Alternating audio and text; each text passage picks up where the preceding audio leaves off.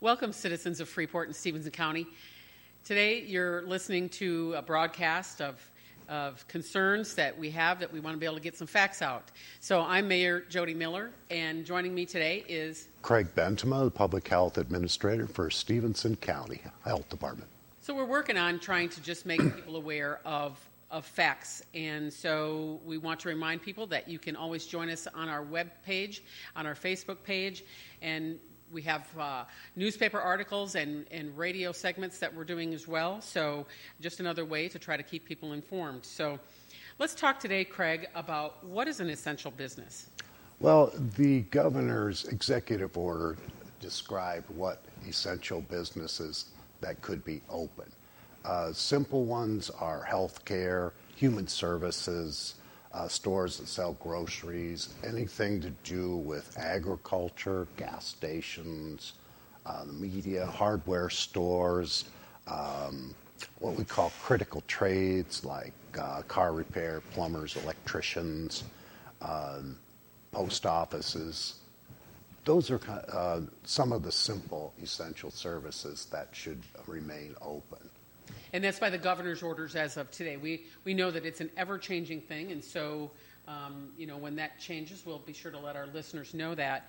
But even in that, Craig, there is places of you have to be mindful of your distance between people, because when you go to the post office, you're obviously not the only one in there. When you go to the grocery store, you're not the only one in there. So, absolutely, there is no vaccine and there's no treatment for the COVID-19. Our best defense is really 6 to 8 feet away from other individuals and the wearing of masks. Yep. And that's why you see a lot in the stores. You begin to see face shields that are put up at the cash register. You'll see taped off 6-foot sections in grocery stores. You'll see people for carryouts with restaurants. So those are a few examples of what an essential business is. Can you tell some of our listeners what are non-essentials? Well, hair salons come to my mind as one of them. There's also specific retail of clothing. There's tattoo parlors that are not essential services. So basically, whatever is the need, correct? It's essential is a need, not a want. That's correct. Mm-hmm. That's correct. So let's talk a minute about what restaurants, bars, that type, because they are considered to be essential, but they can't have people inside having their dinner, correct? That's correct. The rule of thumb is you can't really have 10, you have to have 10 or less in congregating set areas. And restaurants, bars can only do carry out, and we refer to them as curbside, but however, someone can walk in, pick it up, and leave. They just can't stay there and congregate.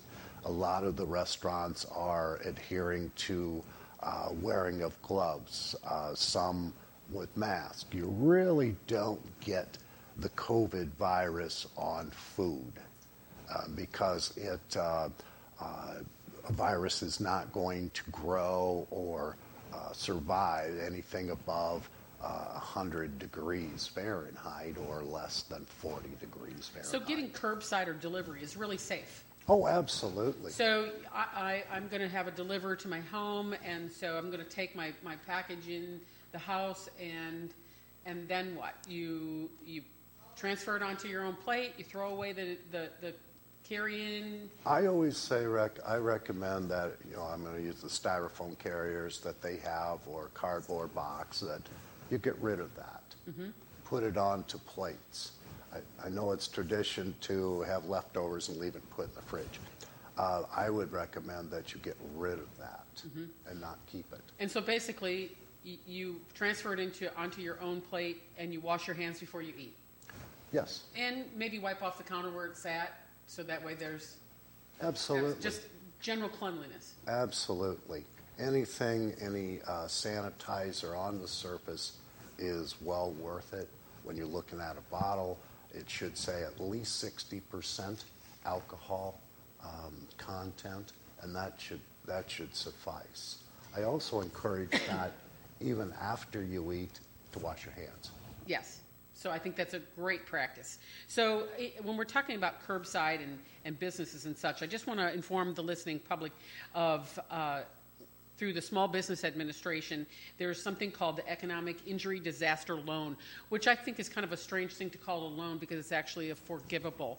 So what that is more like a grant instead. So if you are a small business, less than 500 employees, if you are the sole proprietor, an independent contractor, if you are the self-employed person, how about the private nonprofit organizations and veterans organizations? You can avail yourself to this small business administrative forgivable loan, and you can go online in order to do that through covid19relief.sba.gov. Again, that's covid19relief.sba.gov, and it will take you less than 15 minutes to fill out that form, and you also have to have financials for 12 months in order to complete that. So I just want to encourage all of our businesses to take part in that and see what can happen with that. Maybe that can be something that you can partake of.